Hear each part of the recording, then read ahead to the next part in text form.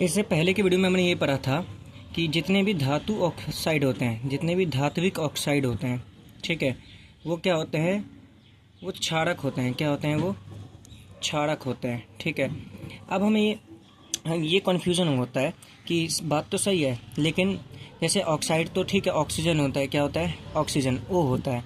और जैसे एक धात्विक मैंने ले लिया, एक धातु ले लिया मैंने, सोडियम। क्या ले लिया? सोडियम। सोडियम का होता है 1 और ऑक्सीजन का होता है 2, तो क्रॉस मल्टीप्लाई कर देंगे तो Na2O। ठीक है, तो सोडियम ऑक्साइड। तो हमें एक चीज़ तो पता था कि सोडियम था धातु और ये है ऑक्साइड, तो धात्विक ऑक्साइड। तो सोडियम ऑक्साइड एक क्या होगा? क्षारक होगा। लेकिन अब बहुत सारे धातु होते हैं, तो हमें कैसे पता चलेगा कि ऑक्साइड जो है, ये जो ऑक्सीजन है, ये जो ऑक्साइड है, उसके साथ जो इधर बगल में लगा है वो धातु है कि अधातु? इसमें बहुत कन्फ्यूजन होता है। तो मैं आपको कुछ लिस्ट दे रहा हूँ धातु के, वो आप याद कर सकते हैं। ठीक है, तो एक ट्रिक तो ये है, देखो, जिनके भी लास्ट के, जिन भी तत्वों के लास्ट में ना क्या लिखा हो? यम लिखा हो। क्या लिखा हो? यम। वो क्या होंगे? धातु होंगे। जैसे कि सोडियम। ठीक है, सोडियम में लास्ट में क्या आता है? यम। एल्यूमिनियम। ठीक है, कैल्शियम, मैग्नीशियम। ठीक है, तो जिनके भी लास्ट में यम आता है ना, जिनके भी नाम के लास्ट में क्या आता है? यम, तो वो सारे क्या होते हैं? धातु होते हैं। एक ट्रिक तो ये हो गया। इसके अलावा आपको नॉर्मल याद रखना है, जैसे कि Fe मतलब लोहा, फेरस, तो लोहा तो एक धातु ही होता है। ऐसे कॉपर मतलब तांबा, तांबा भी क्या होता है? एक धातु होता है। ऐसे Sn का मतलब होता है टिन, तो टिन भी क्या होता है? एक धातु होता है। इसके अलावा Zn मतलब जिंक, जिंक भी क्या होता है? एक धातु होता है। तो कुछ कॉमन सेंस वाली चीज़ भी है, आपको याद रखना है। ठीक है, एक यम वाला ट्रिक हो जाएगा और एक ये बाकी आप याद रख लेना। यम में और कौन से आएंगे? जैसे पोटेशियम। क्या? पोटेशियम। ठीक है, अधातु की बात करते हैं कि हमें क्या पता, कैसे पता चलेगा कि कौन कौन से अधातु हैं। ठीक है, तो अधातु में आप याद रखना, जितने भी गैस होते हैं ना, सारे के सारे क्या होते हैं? अधातु होते हैं। जैसे कार्बन, जैसे कि कार्बन गैस हो जाता है आपका। ठीक है, जैसे कि नाइट्रोजन गैस हो जाता है आपका। तो ये सारे के सारे गैस हैं, और गैस हमें पता है वो क्या होते हैं? अधातु ही होते हैं ना, नॉर्मल सी बात है। ठीक है, तो ये धातु को मैंने आपको ट्रिक बता दिया, धातु का। इसके अलावा जो भी चीज़ होगा ना, वो समझ जाना आप कि वो अधातु में आएगा। वो भी क्या आएगा? अधातु में। और अगर आपको फिर भी समझ ना आ रहा हो तो आप बस ये चेक कर लेना कहीं वो गैस तो नहीं है। जैसे कार्बन गैस होता है, नाइट्रोजन गैस होता है, हीलियम गैस होता है, तो अगर वो गैस हुआ तब तो वो अधातु ही होगा। ठीक है, तो मेन है आपको धातु पहचानना है। अगर धातु में से निकला तो ठीक है, नहीं निकला तो उसका मतलब वो ऑटोमेटिक अधातु होगा। तो हमने ये पढ़ा था कि धात्विक ऑक्साइड जो होते हैं वो क्षारक होते हैं, और अधात्विक ऑक्साइड जो होता है ना, वो क्या होते हैं? वो होते हैं अम्ल। क्या होते हैं? अम्ल। क्या होते हैं? अम्ल। जैसे कि मैंने आपको उदाहरण दिया था, कार्बन डाइऑक्साइड CO2।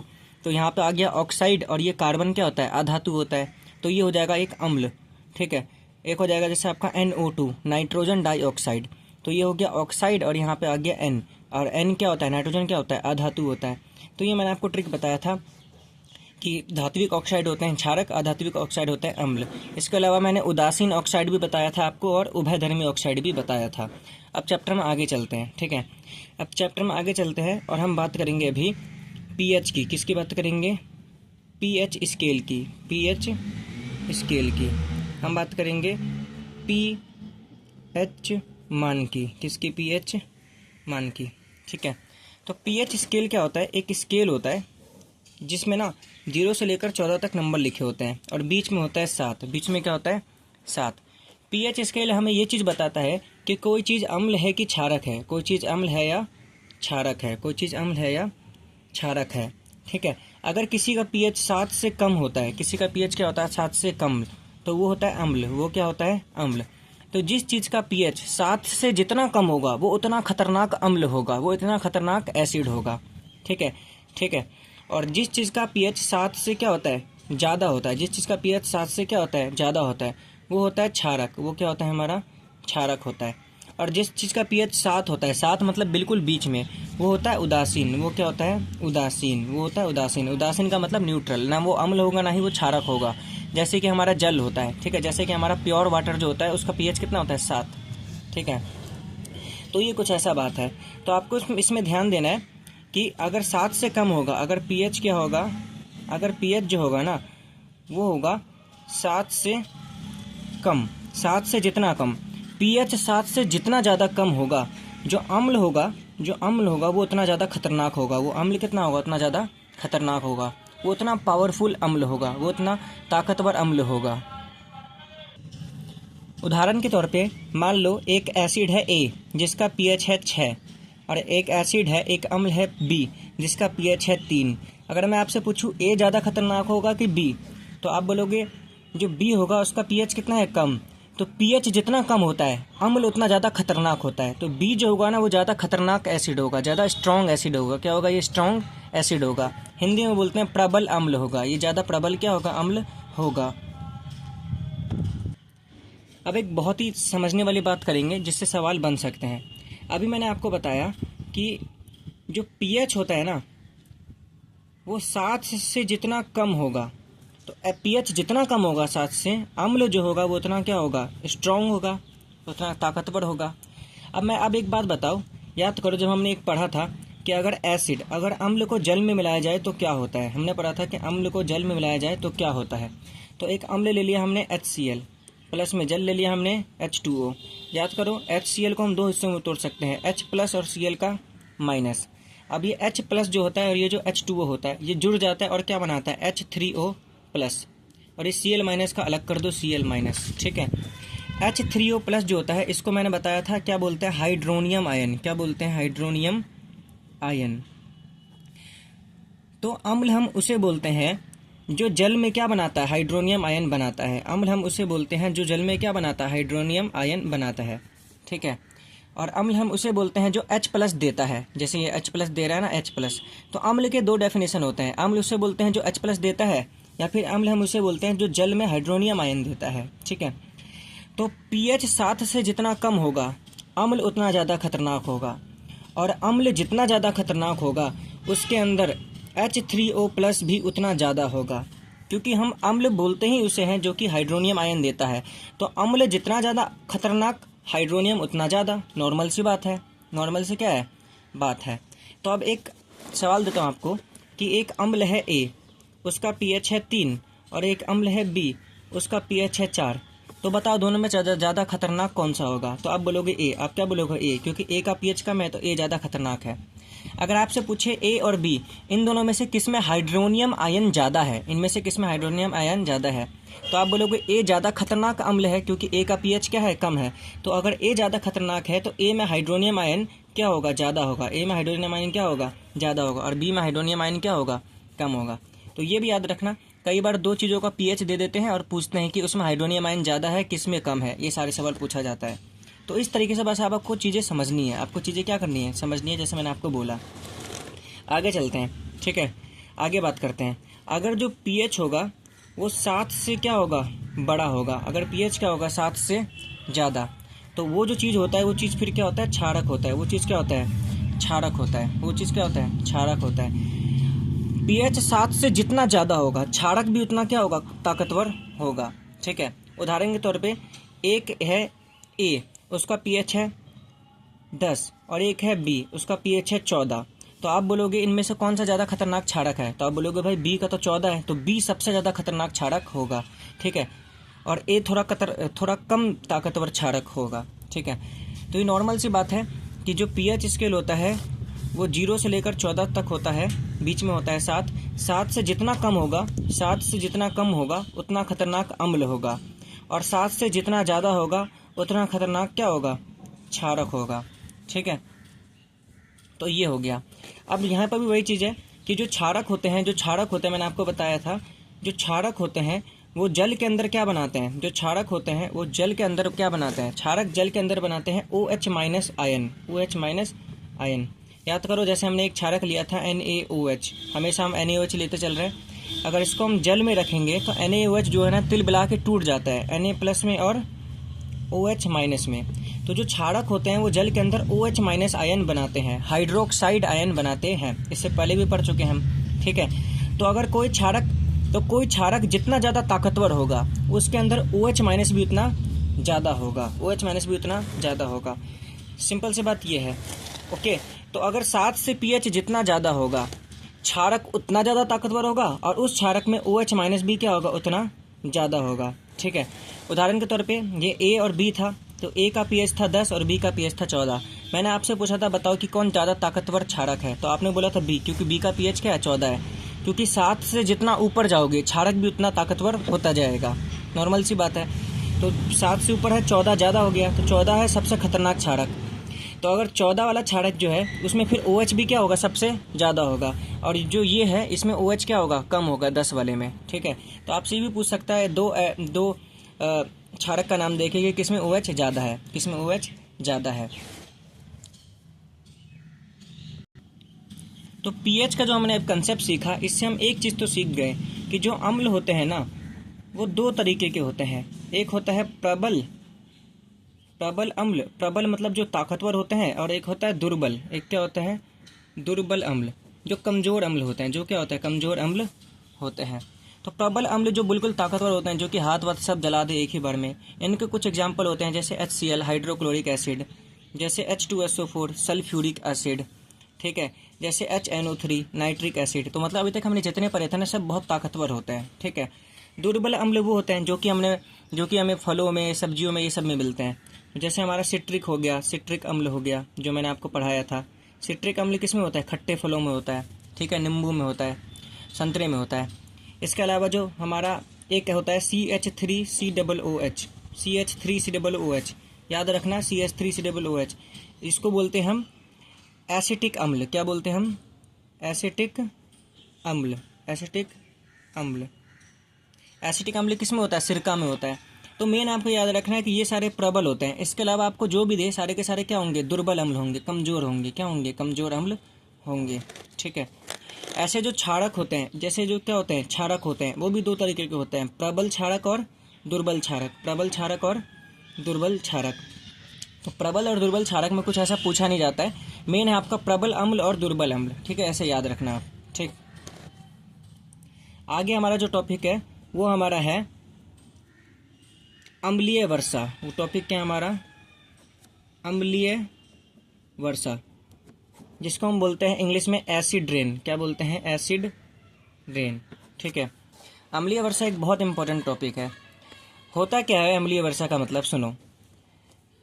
जब भी ना बरसात का मौसम आता है और पहला बरसात आता है तो हमें बोला जाता है कि कभी भी पहली बारिश में हमें नहीं नहाना चाहिए। क्यों नहीं नहाना चाहिए, क्योंकि जब बारिश होता है पहली बार तो जो हवा होता है ना, हवा में जितना भी पॉल्यूशन होता है वो उस बारिश के पानी के साथ मिल जाता है, और बारिश के पानी के साथ मिल के ना पॉल्यूशन जो होता है ना वो एसिड बना लेता है। क्या बना लेता है, एसिड, अम्ल बना लेता है।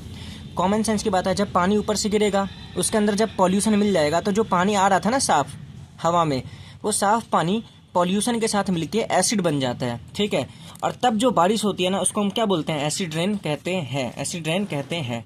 बहुत सिंपल सा कंसेप्ट है, इसलिए बोलते हैं पहले बारिश में मत नहाओ, क्योंकि पहले बारिश में जितना भी पानी होता है वो आसमान का जो पॉल्यूशन होता है ना उसके साथ मिल जाता है और एसिड बना लेता है। और कई बार वो एसिड इतना खतरनाक हो जाता है कि हमारी पीठ भी जला सकता है। कई बार ऐसी जो बारिश होती है ना अम्लीय वर्षा, उसमें जो पेड़ पौधे होते हैं उनके पत्ते जलने लग जाते हैं। ऐसा उन जगहों पर ज़्यादा होता है जहाँ पर बहुत ज़्यादा पॉल्यूशन होता है। जैसे हम बात करते हैं आगरा में फैक्ट्री बहुत सारी है। तो आगरा में जब बारिश होता है ना, अम्लीय वर्षा होता है, तो जब बारिश होता है ना तो वो बारिश जो होता है ना आगरा में वो अम्लीय वर्षा में बदल जाता है। बारिश किस में बदल जाता है, एसिड रेन में बदल जाता है। ठीक है, अमल में बदल जाता है। और उसी बारिश की वजह से जो ताजमहल होता है ना, उसके जो दीवार है ना, ताजमहल की दीवार संगमरमर का पत्थर, वो पीला पड़ रहा है। क्या पड़ रहा है, पीला पड़ रहा है। तो याद रखना कि जो ताजमहल है ना, ताजमहल पीला किस वजह से पड़ रहा है, पीला किस वजह से पड़ रहा है, अम्लीय वर्षा के कारण। किसके वजह से कारण, अम्लीय वर्षा के कारण। अब बात करते हैं अम्लीय वर्षा ना किसके कारण होता है। तो हमारा जो वातावरण है ना उसमें दो तरीके का गैस होता है। एक होता है NO2 गैस, ठीक है, और एक होता है SO2 गैस। दो गैस होते हैं, ये दोनों पॉल्यूशन होता है। एक होता है नाइट्रोजन डाइऑक्साइड गैस और एक होता है सल्फर डाइऑक्साइड गैस। हमारे वातावरण में ये दो तरीके के गैस होते हैं। जब बारिश होती है तो ये दोनों गैस ना पानी के साथ मिल जाते हैं। ये दोनों गैस क्या हो जाते हैं, पानी के साथ मिल जाते हैं। और NO2 गैस एक एसिड बना लेता है जिसको बोलते हैं HNO3। मैंने पहले भी पढ़ाया था आपको। तो नाइट्रिक एसिड बन जाता है। तो NO2 से कौन सा एसिड बनता है, नाइट्रिक एसिड। और SO2 से बनता है H2SO4 acid, H2SO4 acid, sulphuric acid. तो हमारे वातावरण में दो गैस, NO2 गैस और SO2 गैस, इन दोनों गैस की वजह से क्या होता है, अम्लीय वर्षा होता है। और अगर आपसे पूछा जाए किन एसिड की वजह से होता है, तो नाइट्रिक एसिड और सल्फ्यूरिक एसिड। NO2 पानी के साथ मिलके नाइट्रिक बना लेता है और SO2 पानी के साथ मिलके सल्फ्यूरिक बना लेता है। हमें बस याद रखना है। अगर हम बात करें अम्लीय वर्षा का pH कितना होता है, तो याद रखना अम्लीय वर्षा का जो pH होता है ना वो 5.6 से क्या होता है, कम होता है। क्योंकि अम्लीय वर्षा में तो अम्ल होता है, एसिड होता है, और एसिड का पीएच कितना होता है, 7 से कम होता है। लेकिन हमें याद रखना है कि अम्लीय वर्षा का जो पीएच होता है वो 5.6 से कम होता है। ठीक है, अगला टॉपिक हमारा दांत का टूटना। दांत का टूटना, देखो हम दिन भर बहुत सारा, ठीक है, ऐसी वैसी चीज़ खाते रहते हैं, हम दिन भर बहुत सारी ऐसी वैसी चीज़ें खाते रहते हैं। ठीक है, तो हमारा जो दांत होता है ना उसमें बहुत सारा एसिड लग जाता है। तो कई बार जब हम ब्रश नहीं करते हैं तो हमारा जो दांत होता है वो धीरे धीरे ना टूटने लगता है, सड़ने लगता है। तो आपसे पूछा जाएगा कि जो टूथ डिके होता है ना, जो दांत का टूटना होता है, वो कब शुरू होता है? तो जब हमारे दांतों का पीएच 5.5 से क्या हो जाता है, कम। याद रखना, हमारे दांतों का पीएच 5.5 से कम हो जाता है तो हमारे दांत टूटना लगता है। इसका मतलब जो हम वो यूज़ करते हैं ना, कोलगेट या फिर टूथपेस्ट, इसका मतलब जो हम टूथपेस्ट यूज़ करते हैं ना, वो असल में क्या होते हैं, क्षारक होते हैं। क्या होते हैं? क्षारक होते हैं। और ये क्षारक जो है ना हमारे दांतों का ना पीएच जो होता है ना वो अम्ल नहीं होने देते, हमारे दांतों में ना अम्ल को ख़त्म कर देता है ये जो टूथपेस्ट होता है। तो याद रखना, अगर हमारे दांतों का पीएच 5.5 से कम होगा तो हमारे दांत सड़ने लग जाते हैं, टूटने लग जाते हैं। और इसलिए जो टूथपेस्ट होता है वो क्षारक होता है, इसलिए हमें उसको इस्तेमाल करना चाहिए ताकि वो हमारे दांतों का पीएच 7 से कम ना होने दें। दूसरी चीज़, तो दांत टूटते हैं 5.5 से कम, लेकिन अम्लीय वर्षा होती है 5.6 से कम पर। ठीक है, ये दोनों चीज़ें हमें याद रखनी है। अगला जो हमारा टॉपिक है वो है क्षारक वर्सेस क्षार। ठीक है, base versus alkali, base versus alkali, ये दोनों शब्द सुनने में एक जैसे लगते हैं, क्षारक और क्षार, लेकिन दोनों में अंतर है। ठीक है, तो होता क्या है कि कुछ क्षार जो होते हैं ना, कुछ क्षारक जो होते हैं ना, कुछ क्षारक, ठीक है, वो पानी में क्या हो जाते हैं, घुल जाते हैं। पानी में क्या हो जाते हैं, घुल जाते हैं, पानी में घुल जाते हैं। ठीक, ऐसे क्षारक जो पानी में घुल जाते हैं उनको क्या बोलते हैं हम लोग, क्षार कहते हैं। उनको क्या कहते हैं हम लोग, क्षार। तो देखो दुनिया में क्षारक बहुत सारे हैं, तो बहुत सारे क्षारक पानी में घुलते हैं, बहुत सारे क्षारक पानी में नहीं घुलते। तो जो क्षारक पानी में घुल जाते हैं उनको क्या कह देते हैं, क्षार कह देते हैं। बस आपको इतना याद रखना है, यही है इसमें, और कुछ नहीं है। ठीक है, जैसे क्षार का एग्जाम्पल आपका हो जाएगा NaOH, ठीक है, CaOH का होल ट्वाइस, ये सारे बहुत सारे क्षार हैं, तो इसमें कोई इतना इंपॉर्टेंट नहीं है। बस आप याद रखना, पानी में जो घुल जाते हैं उनको क्षार कहते हैं। ठीक है, अब अगला जो हमारा टॉपिक है वो होगा लवण। क्या होगा, लवण। अम्ल और क्षारक के बारे में हम लगभग सब कुछ पढ़ चुके हैं। अब हमारे पढ़ना है सॉल्ट के बारे में। किसके बारे में पढ़ना है, सॉल्ट के बारे में। तो बहुत सारे सॉल्ट है जिनके बारे में हमें एक एक करके क्या करना है, पढ़ना है। सबसे पहले हम पढ़ेंगे बेकिंग सोडा के बारे में। किसके बारे में, बेकिंग सोडा। तो सबसे पहले हम पढ़ेंगे बेकिंग सोडा के बारे में। ये थोड़ा ऐसा टॉपिक है जिसमें आपको रट्टा मारना पड़ेगा बहुत सारा। ठीक है, बेकिंग सोडा का फॉर्मूला होता है सोडियम हाइड्रोजन कार्बोनेट, NaHCO3। ठीक है, और इसके बारे में वही इंपॉर्टेंट है, ये पकोड़े वकोड़े ये सब बनाने में इसका इस्तेमाल होता है। ठीक है, लेकिन एक और इम्पॉर्टेंट है, बेकिंग सोडा का इस्तेमाल ना एक और चीज़ में होता है, वो लिख लेना आप, सोडा एसिड फायर एक्सटिंग्यूशर में। ये एक इम्पॉर्टेंट है, अलग सा है और पूछा जाता है। ठीक है, सोडा एसिड फायर एक्सटिंग्यूशर में, सोडा अम्ल अग्निशामक में, अग्निशामक में। ठीक है, इसके अलावा जो बेकिंग सोडा होता है ना, अब क्या होता है कई बार जब हम चींटी डंक मार लेती है ना, चींटी या फिर मधुमक्खी, तो उनके, मैंने बताया था, उनके जो चींटी या मधुमक्खी के जो डंक होते हैं ना, उसमें फॉर्मिक अम्ल होता है, उसमें मेथेनॉइक अम्ल होता है। तो चींटी या मधुमक्खी जब हमें डंक मार लेता है तो हमें ना बहुत ज़्यादा क्या होता है, जलन होता है, हमारे बहुत ज़्यादा क्या होता है, जलन होता है उस अम्ल की वजह से। तो बेकिंग सोडा जो होता है ना, अगर हम उसको रगड़ ले वहाँ पे जहाँ पे चींटी ने काटा है, तो हमारा जो दर्द होता है ना वो खत्म हो जाता है। दर्द खत्म क्यों होता है, क्योंकि जो बेकिंग सोडा होता है ना वो एक क्षारक होता है। क्या होता है, क्षारक। और ये क्षारक जो होता है ना जितने भी, वो अम्ल को खत्म कर देते हैं। ठीक है, अम्ल के असर को खत्म कर देते हैं, अम्ल और क्षारक एक दूसरे को खत्म कर देते हैं। ठीक है, इसलिए बेकिंग सोडा को ना हम एंटासिड के तरह भी इस्तेमाल कर सकते हैं। किस सिड, ठीक है, एंटासिड उसको बोलते हैं, एंटासिड उसे बोलते हैं जो कि एसिड के असर को खत्म कर देते हैं, जो कि अम्ल के असर को खत्म कर देते हैं। एंटासिड उसे बोलते हैं जो कि अम्ल के असर को क्या करते हैं, खत्म कर देते हैं। जैसे बैक्टीरिया के असर को खत्म करने के लिए होता है ना एंटी बैक्टीरियल, ठीक है, वैसे ही एसिड के असर को खत्म करने के लिए होता है एंटासिड। ठीक, तो बेकिंग सोडा को एंटासिड की तरह इस्तेमाल करते हैं। और पहली बात ये कि बेकिंग सोडा को सोडा अम्ल अग्निशामक में भी इस्तेमाल करते हैं। होता क्या है कि जब बेकिंग सोडा को हम खाने में डालते हैं ना, जैसे Na2, जब बेकिंग सोडा को हम खाने में डालते हैं NaHCO3, ठीक है, बेकिंग सोडा को जब हम खाने में डालते हैं और बेकिंग सोडा को खाने में डालने के बाद जब हम गर्म करते हैं, हीट करते हैं, क्या करते हैं, हीट, तो खाने में डालोगे तो खाने को गर्म तो करोगे ही, तो बेकिंग सोडा जो होता है ना टूट जाता है। अब आपको मैंने बताया था कि जहाँ पर भी CO3 दिख जाए उसमें से क्या निकाल दो, CO2 निकाल दो। तो जब इसको गर्म करेंगे ना तो CO3 टूट के क्या बना लेगा, CO2 गैस, ठीक है। वैसे तो रिएक्शन ये बहुत है, लेकिन आपको बस ये CO2 गैस के बारे में याद रखना है कि जब हम बेकिंग सोडा को हीट करते हैं तो CO3 में से क्या निकल जाता है, CO2 निकल जाता है। और इसी गैस के वजह से, ठीक है, इसी गैस के वजह से जब हम बेकिंग सोडा को केक के अंदर डालते हैं, पकोड़ों के अंदर डालते हैं, रोटी के अंदर डालते हैं, तो इस गैस के वजह से जो केक पकोड़े रोटी होते हैं ना वो फूल जाते हैं, क्या चढ़ जाते हैं, फूल जाते हैं। आपको याद रखना है, ठीक है। आगे बात करते हैं। आपने दो चीज़ें सुनी है, एक तो बेकिंग सोडा, एक क्या सुना है, बेकिंग सोडा, और एक होता है बेकिंग पाउडर, और एक क्या होता है, बेकिंग पाउडर। इन दोनों में क्या अंतर है, एक होता है बेकिंग पाउडर, ठीक है, इन दोनों में क्या अंतर है। इन दोनों में मेन अंतर क्या है कि बेकिंग सोडा तो आपका सिर्फ यही है NaHCO3, बेकिंग सोडा आपका एक केमिकल है जिसका नाम है NaHCO3, सोडियम हाइड्रोजन कार्बोनेट, ये सिर्फ एक केमिकल है। लेकिन बेकिंग पाउडर क्या होता है, जब हम बेकिंग सोडा में, जब हम NaHCO3 में एक एसिड मिला देते हैं जिसको हम बोलते हैं टारटेरिक एसिड, क्या बोलते हैं, टारटेरिक एसिड, ठीक है। जब हम बेकिंग सोडा में टारटेरिक अम्ल मिला देते हैं तब उसको हम क्या बोलते हैं, बेकिंग पाउडर बोलते हैं, ठीक है, टारटेरिक अम्ल। क्या बे, थोड़ा सा डिस्टर्बेंस हुआ था उसके लिए सॉरी। हाँ, तो यही बात है कि जो बेकिंग सोडा होता है वो सिंपल सोडियम हाइड्रोजन कार्बोनेट है, लेकिन बेकिंग पाउडर होता है सोडियम हाइड्रोजन कार्बोनेट, उसमें मिला देते हैं हम टारटेरिक अम्ल, टारटेरिक अम्ल। याद करो, अंगूर और इमली में जो अम्ल होता है उसको भी टारटेरिक अम्ल बोलते हैं।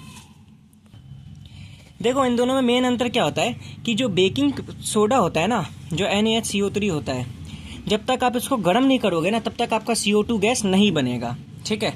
आपने इसको गर्म किया तो क्या बन गया, CO2 गैस मिल गया, बन गया, ठीक है। लेकिन बेकिंग पाउडर, ठीक है, ऐसा पाउडर जिसको खाना बनाने में इस्तेमाल किया जाता है, बेकिंग पाउडर की खास बात ये होती है कि बेकिंग पाउडर के अंदर टार्टरिक अम्ल मिला होता है, ठीक है। तो बेकिंग पाउडर के अंदर टार्टरिक अम्ल मिला होता है, और भी बहुत चीज़ें मिली होती है, लेकिन मेन चीज़ ये होता है। तो बेकिंग पाउडर की खास बात ये होती है कि बेकिंग पाउडर को ना गर्म करने की ज़रूरत नहीं है, बस आप उसको खाने के अंदर डाल दो, ठीक है। बिना गर्म किए उसमें बेकिंग पाउडर में क्या बनता है, CO2 गैस बनता है बिना गर्म किए, और CO2 गैस बनता है तो जितना भी खाना होता है वो फूल फाल जाता है। सिंपल सी बात ये है। तो आपको बस नॉर्मल से याद रखना है, बेकिंग सोडा तो यही है जो बताया था, बस बेकिंग पाउडर में क्या होता है कि एक एक्स्ट्रा चीज़ मिला देते हैं, टार्टरिक अम्ल। अब बात करते हैं हम लोग, बेकिंग पाउडर हो गया, अब बात कर बेकिंग सोडा हो गया, अब बात करते हैं वॉशिंग सोडा का, ठीक है, धोने वाले सोडा का। किसका, धोने वाले सोडा का, जिसको हम इंग्लिश में बोलते हैं वॉशिंग सोडा। तो धोने वाला जो सोडा होता है इसका फॉर्मूला होता है Na2CO3.10H2O, ठीक है, सोडियम कार्बोनेट .10H2O। याद रखना इसमें पानी का 10 मॉलिक्यूल होता है, इसमें पानी का कितना मॉलिक्यूल होता है, 10, इसमें पानी के 10 अणु होते हैं। पानी के कितने अणु होते हैं, 10 अणु होते हैं, ठीक है। और एक और इम्पॉर्टेंट चीज़ है, ठीक है, किसी चीज़ में पानी के कितने अणु होते हैं, किसी चीज़ में पानी के कितने अणु होते हैं, पानी के कितने अणु होते हैं, ठीक है, अणु होते हैं, उसे क्या कहते हैं हम, उसे जल का क्रिस्टलीकरण कहा जाता है। उसे क्या कहते हैं, जल का क्रिस्टलीकरण कहते हैं, उसे क्या कहते हैं, जल का क्रिस्टलीकरण कहते हैं, ठीक है। नॉर्मल सी बात है, किसी चीज़ में जल के कितने अणु होंगे उसको जल का क्रिस्टलीकरण कहते हैं। जैसे अगर आपसे पूछा जाए कि जो धोने वाला सोडा होता है उसका जल का क्रिस्टलीकरण कितना होता है, तो आप बोलोगे 10, आप बोलोगे 10, क्या बोलोगे 10, क्योंकि उसमें जल के कितने अणु होते हैं, 10 होते हैं। और भी कुछ हैं जिनके जल के क्रिस्टलीकरण आपको पता होने चाहिए। जैसे एक होता है copper sulphate, CuSO4, copper sulphate. तो कॉपर सल्फेट जो होता है ना, इसका जल का जो क्रिस्टलीकरण होता है ये 5 होता है। क्या होता है, 5, क्योंकि इसके अंदर पानी के 5 अणु जुड़े होते हैं, इसके अंदर पानी के 5 अणु जुड़े होते हैं। इसके अलावा एक होता है फेरस सल्फेट, FeSO4, इसमें जो जल का क्रिस्टलीकरण होता है ना वो 7 होता है। कितना होता है? 7 होता है। आपको ये दोनों याद रखना। तो धोने वाले सोडा का फॉर्मूला होता है सोडियम कार्बोनेट डॉट 10H2O। ठीक है। अब धोने वाले सोडा का कुछ काम एक दो आपको याद रखना है। तो देखो, धोने वाले सोडा का पहला काम तो वही है कि कपड़े धोने में इस्तेमाल होता है, घड़ों में। ठीक है। ऊपर से साबुन बनाने में इस्तेमाल होता है। ठीक है। तो इसका पहला काम तो ये कपड़े धोने में, कपड़े जो घर में धोते हैं ना, कपड़े धोने में। ठीक है, कपड़े धोने में। दूसरा तो यही है कि जो साबुन वाबुन बनता है ना, तो धोने वाले सोडे से तो बनेगा साबुन, तो साबुन वाबुन के फैक्ट्री में इसका इस्तेमाल होता है। तीसरा जो मेन इसका इस्तेमाल है, जो एग्जाम में पूछा जाता है, ठीक है, जल की कठोरता को ख़त्म करने के लिए, जल की कठोरता को ख़त्म करने के लिए। अब देखो, जल की कठोरता को ख़त्म कैसे करता है, ये अलग टॉपिक है। ठीक है, ये अलग ही बिल्कुल टॉपिक है, इस पर बात करेंगे तो बहुत टाइम लगेगा। बस आप इसको ना एक ट्रिक से याद कर सकते हो। आप खुद सोचो, जब घर में आपका जो सरफ होता है, जो धोने वाला सोडा होता है, जिसको हम सरफ ही बोलते हैं, डिटर्जेंट ही बोलते हैं एक तरीके से, तो घर में जो आपका सरफ होता है, अगर आप उसको पानी में मिला देते हो तो कुछ समय बाद उसमें झाग बन जाता है। और झाग को जो आप टच करोगे आपको लगेगा झाग कितना सॉफ्ट होता है, कितना सॉफ्ट होता है। तो एक तरीके से जो पानी होती है ना, उसको सॉफ्ट बना देता है ये धोने वाला सोडा, पानी को सॉफ्ट बना देता है, पानी की कठोरता को क्या करता है, खत्म कर देता है। तो इस तरीके से आपको याद रखना है। आपसे पूछा जाएगा जल की कठोरता को खत्म करने वाले यौगिक का नाम क्या है, तो आप बोलोगे Na2CO3.10H2O। ठीक है। अगला जो हमारा लवण है जिसके बारे में हमें पढ़ना है, वो है हमारा ब्लीचिंग पाउडर। वो हमारा क्या है? Bleaching powder. Bleaching powder. ठीक है। इसको हम बोलते हैं विरंजक चूर्ण। विरंजक चूर्ण। ब्लीचिंग जो पाउडर होता है, इसका फॉर्मूला होता है CaOCl2। Calcium oxychloride.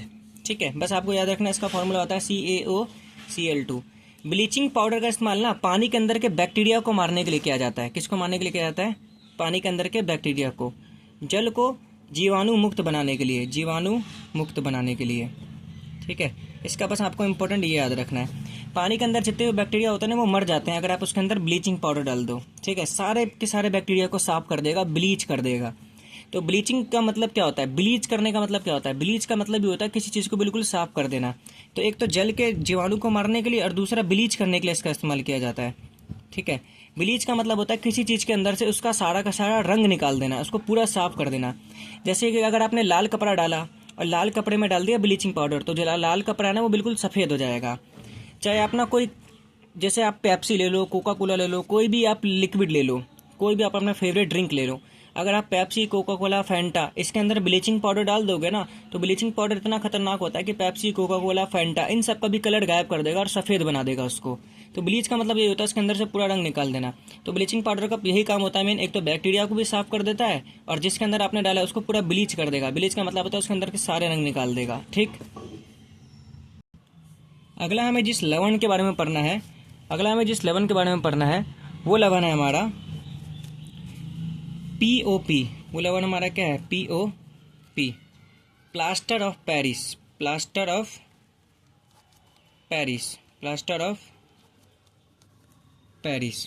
ठीक है। POP आपको दुकानों में मिल जाता है। ठीक है। तो होता क्या है ना, एक सफ़ेद कलर का पत्थर होता है, एक सफ़ेद कलर का क्या होता है? पत्थर होता है। ठीक है। ये सफ़ेद कलर का पत्थर आपको कहीं पे भी पहाड़ों पे मिल सकता है, समुद्र किनारे मिल सकता है, कहीं पे भी, अपनी मर्जी है। तो एक सफ़ेद कलर का पत्थर होता है जिसको बोलते हैं जिप्सम, जिसको हम क्या बोलते हैं? जिप्सम। जब इस सफ़ेद कलर के पत्थर को ना गर्म किया जाता है, बिल्कुल भून दिया जाता है जला के, तो सफ़ेद कलर का पत्थर टूट टाट के पाउडर बन जाता है। क्या बन जाता है? पाउडर बन जाता है। और उसी पाउडर को बोलते हैं POP। इसी पाउडर को क्या बोलते हैं? POP। तो सफ़ेद कलर के पत्थर को हम क्या करते हैं? गर्म करते 373 केल्विन पे। याद रखना, 373 केल्विन पे। 373 केल्विन का मतलब होता है 100 डिग्री सेल्सियस।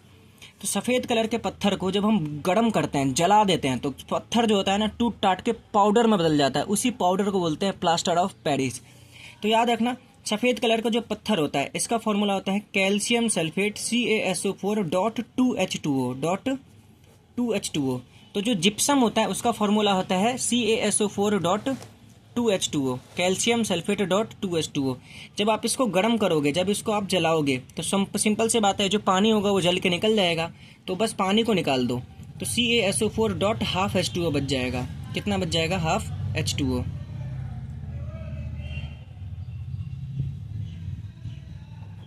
नॉर्मल सी बात यह है। तो अगर आपसे पूछा जाए कि जिप्सम में पानी के कितने अणु होते हैं, जिप्सम में जल के कितने अणु होते हैं, तो जिप्सम में होते हैं 2, लेकिन प्लास्टर ऑफ पेरिस में होते हैं आधा। ठीक है, तो जिप्सम में जो जल का क्रिस्टलीकरण होता है वो होता है 2। जल का क्रिस्टलीकरण कितना होता है? 2। लेकिन अगर हम पीओपी में पूछे तो पीओपी में होता है आधा। पीओपी में कितना होता है? आधा। ठीक है, इंपॉर्टेंट है कि कितने टेम्परेचर पे गर्म करते हैं, 373 केल्विन या 100 डिग्री सेल्सियस। ये बहुत इंपॉर्टेंट है, याद रखना ये कि कितने पे गर्म करते हैं। ठीक, इनका इस्तेमाल पूछा जाए तो जो हड्डियाँ होती है ना, हड्डी फ्रैक्चर बोन को क्या करने के लिए? प्लास्टर करने के लिए। ठीक है, टूटी हड्डी को प्लास्टर करने के लिए, टूटी जो हड्डी होती है उसको क्या करने के लिए? प्लास्टर करने के लिए इसका इस्तेमाल होता है।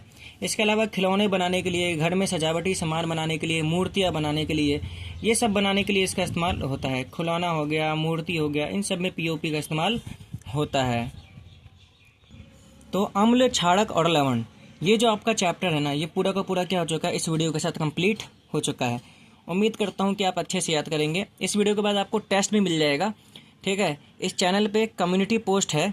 ठीक है, कम्युनिटी पोस्ट नहीं, ये जो वीडियो है ना, इसी वीडियो के लिंक में ना आपको जो है ना टेस्ट मिल जाएगा। ठीक है, और इसी वीडियो के जो कमेंट सेक्शन है, उस कमेंट सेक्शन में भी आपको टेस्ट का लिंक मिल जाएगा। वहाँ पे जाकर आप इस चैप्टर का टेस्ट दे सकते हैं और ये टेस्ट कर सकते हैं कि आपको कितना समझ में आया या फिर आपको कितना याद हुआ। ठीक, आज रात तक आपको इस वीडियो के लिंक में, इस वीडियो के डिस्क्रिप्शन के लिंक में टेस्ट मिल जाएगा, और कमेंट सेक्शन में आज रात तक आपको इस वीडियो के कमेंट सेक्शन में भी आपको टेस्ट मिल जाएगा। उम्मीद करता हूँ कि आप लोग ऐसे पढ़ते रहेंगे और आगे बढ़ते रहेंगे। धन्यवाद।